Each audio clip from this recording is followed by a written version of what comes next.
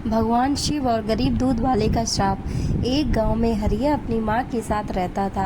हरिया गांव में दूध बेचने का काम करता था। हरिया के पास 2 गायें थीं जिनका दूध निकालकर वह गांव में बेचता था। एक दिन हरिया एक घर में दूध देने गया तो उसने देखा वहां भगवान शिव की पूजा की जा रही है। हरिया ने अपनी माँ को मंदिर जाते तो कई बार देखा था, लेकिन पूजा करते हुए कभी नहीं देखा। हरिया, मालिक, यह आप घर पर पूजा क्यों कर रहे हैं? मालिक, हरिया, तुम्हारे घर में पूजा नहीं होती क्या? आज सावन का सोमवार है, इसलिए भगवान शिव की पूजा की जा रही है। इसके बाद हम सब मंदिर जाएंगे और पूरा दिन उपवास रखेंगे। हरिया, माफ़ करना मालिक, लेकिन मैंने कभी पूजा होते नहीं देखी। मालिक, हरिया, तुम्हें भी भगवान भोलेनाथ की पूजा करनी चाहिए, उन्हें जल और दूध चढ़ाना चाहिए।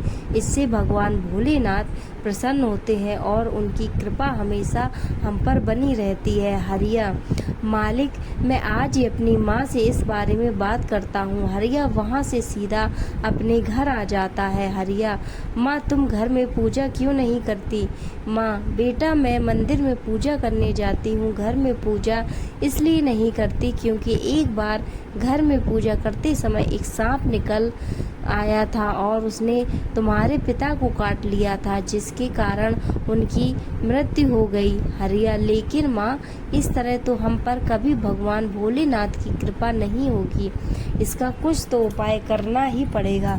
माँ, बेटा, मैं तेरी जान खतरे में नहीं डाल सकती। अगले दिन हरिया गांव के बाहर एक साधु बाबा के पास जाकर उन्हें सारी बात बताता है। साधु, बेटा, भगवान भोलेनाथ तुम्हारे परिवार से रुष्ट हो गए हैं। अब इसका एक ही उपाय है कि तुम्हारा विवाह पक्का किया जाए और विवाह के बाद तुम्हारी पत्नी तुम्हारे घर में शिव जी की पूजा करें। यदि वह सच्चे मन से पूजा करेगी तभी तुम श्राप मुक्त हो सकते हो, लेकिन इसमें तुम्हारी जान को खतरा है। हरिया, कैसा खतरा है बाबा?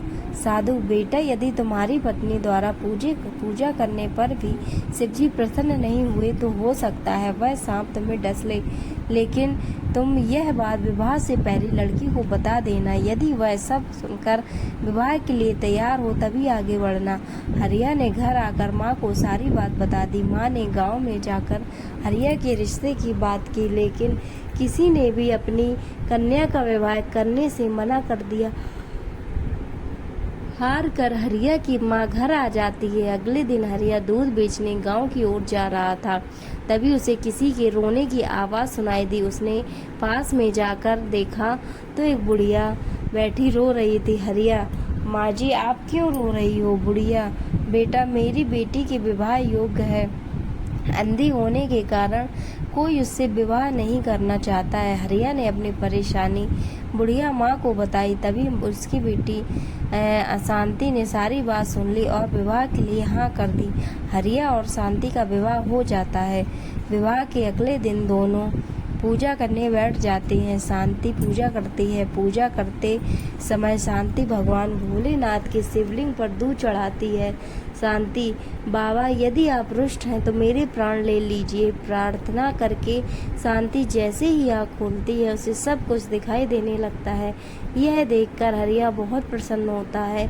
उस दिन से दोनों भगवान शिव की पूजा करने लगते हैं और भगवान शिव की कृपा उन पर बरसने लगती है।